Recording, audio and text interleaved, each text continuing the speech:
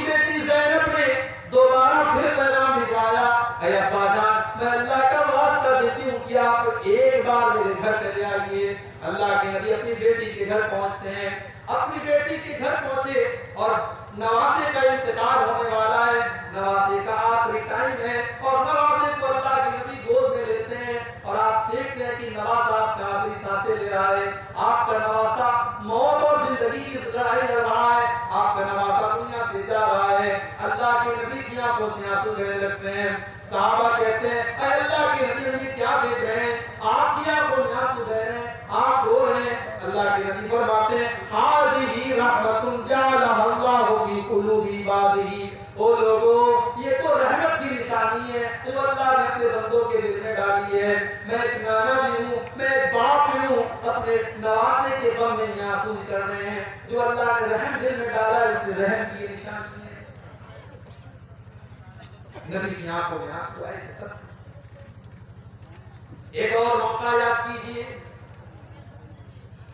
بدر کا میدان ہے، 17 رمضان کو بدر کی لڑائی لڑی گئی، 16 رمضان کی رات بدر کے میدان میں اللہ کے پیارے نبی قبلہ کی طرف ہاتھ اٹھا کر کے دعائیں کر رہے ہیں اور کہہ رہے ہیں اللہم آتنی ما وعدتنی، اللہم انجزنی ما وعدتنی، اے اللہ تو نے جو وعدہ کیا ہے تو اپنا وعدہ پورا فرما، اے اللہ تو اپنے وعدے کا پکا ہے، تو اپنا وعدہ پورا فرما۔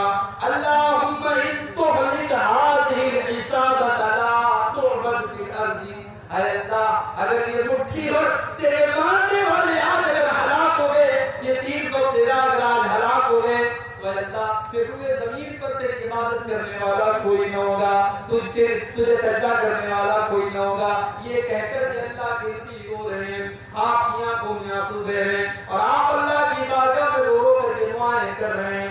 حضرت ابو بکر صدیق آتے ہیں اور پیچھے سے آپ کو چمٹ جاتے ہیں اور کہتے ہیں کفاک مناشدتک ربک، اے اللہ کے نبی بس کیجئے، آپ کا رب آپ کو مایوس نہیں کرے گا، آپ کا رب آپ کی دعا کو ضرور قبول کرے گا۔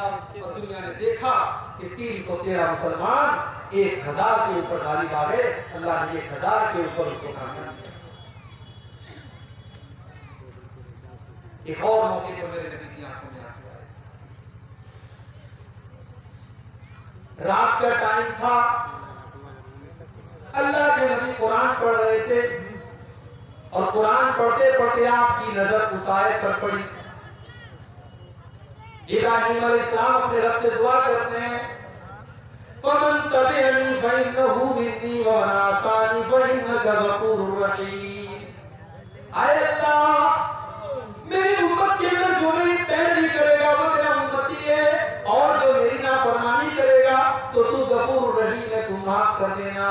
اس کے بعد اللہ کے نبی نے عیسیٰ علیہ السلام کی دعا پڑھی ان تعذبهم فإنهم عبادك وإن تغفر لهم فإنك أنت العزيز الحكيم، اے اللہ اگر تو ان کو عذاب دے دے گا تو یہ تو تیرے بندے ہیں اور اگر تو معاف کر دے گا تو تو طاقت والا ہے، تو حکمت والا ہے۔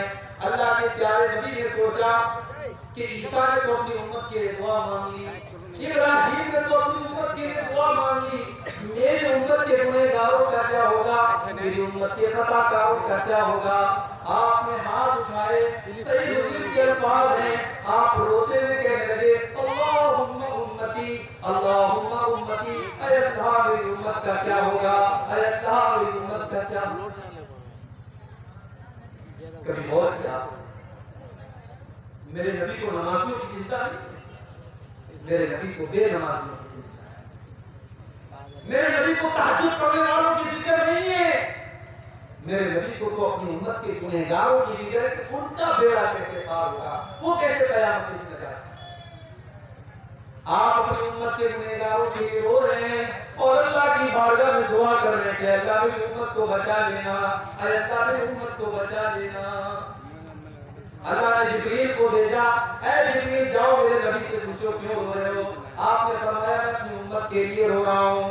حضرت جبریل نے فرمایا اے اللہ کے نبی اللہ تعالیٰ یہ کہہ رہا ہے اتنا سرودی کبھی امتی کا بلا نسو کا، ہم آپ کی امت کے بارے میں آپ کو خوش کر دیں گے، آپ کو پریشان ہونے کی ضرورت نہیں ہے۔ اگر آپ کی امت توحید کے اوپر قائم رہے گی، اگر کے سر نہیں جھکائے گی تو آپ کی امت کا بیڑا پار ہو جائے گا. وہ نبی ہم سے کتنا پیار کرتے تھے. سلام اس پر جو امت کے لیے راتوں کو روتا تھا، سلام اس پر جو فرش خاک پر جاڑے میں سوتا تھا، سلام اس پر کہ جس کے گھر میں چاندی کی نہ سونا تھا، سلام اس پر کہ ٹوٹا بوریا جس کا بچھونا تھا، سلام اس پر کہ جس نے بھوکے پیاسوں کو قبائیں دی، سلام اس پر کہ جس نے گالیاں سن کر دعائیں دی.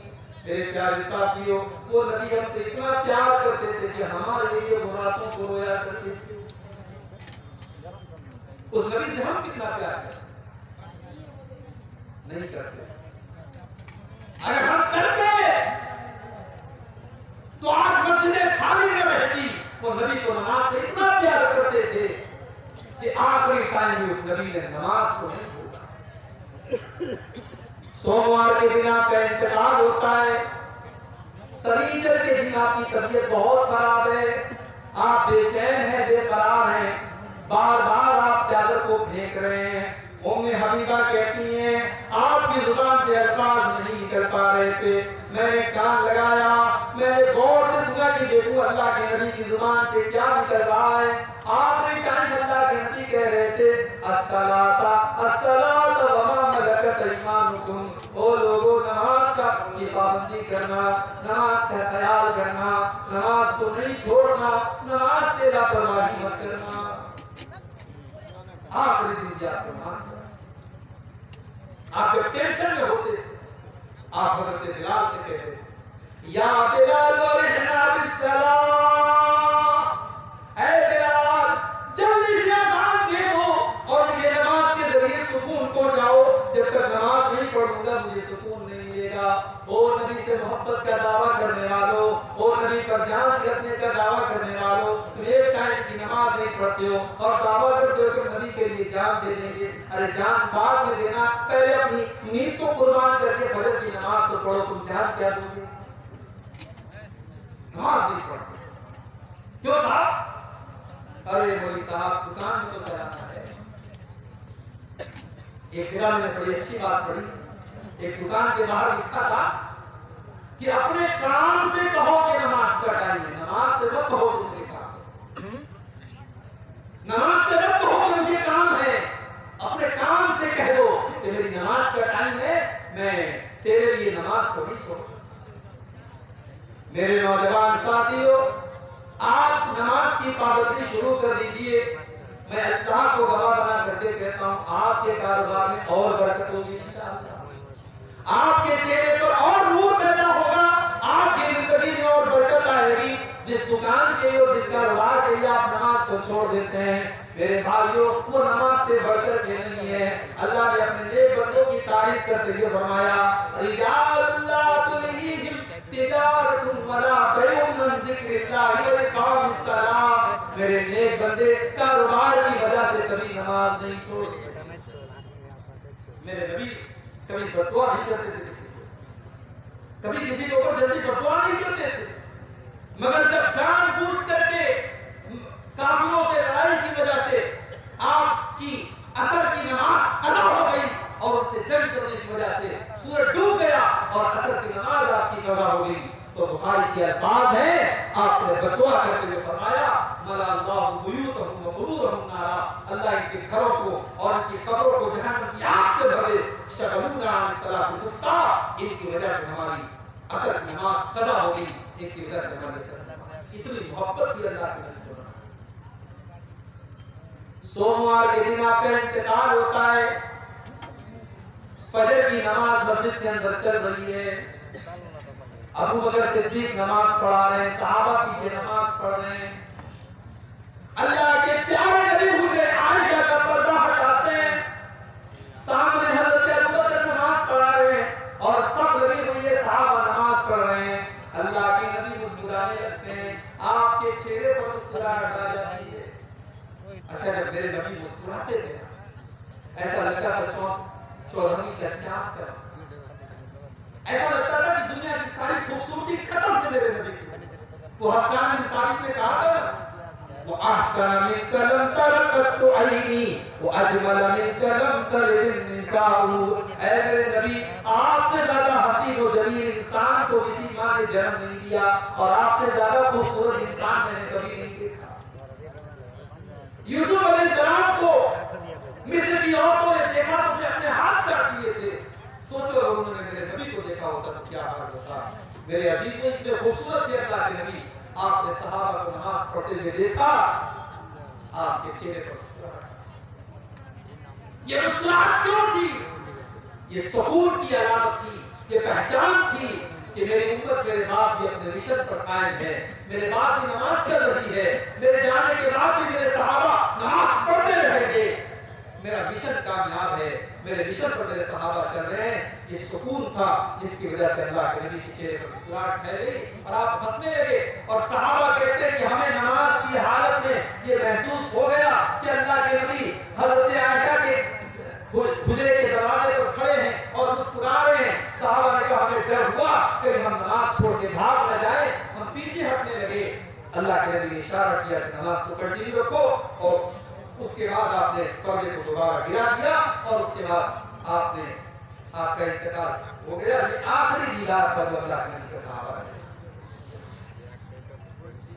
تو نبی کی آنکھوں سے تب بھی آنسو آئے. ایک دو واقعہ سنا کر کے بعد میں ختم کرتا ہوں, آپ کے دیر بج رہے ہیں. ایک اور موقع پر اللہ کے نبی کی آنکھ سے آنسو آئے. بڑے غور سے سنیے, ہماری مائیں بہنیں اس واقعے کو. ایک صحابی اللہ کے نبی کے پاس آتے ہیں. صحیح ابن حبان کی صحیح روایت ہے, اے اللہ کے نبی ہم دور جاہلیت میں بہت سارے غلط کام کرتے تھے, بتوں کی پوجا کرتے تھے, مردار کھایا کرتے تھے.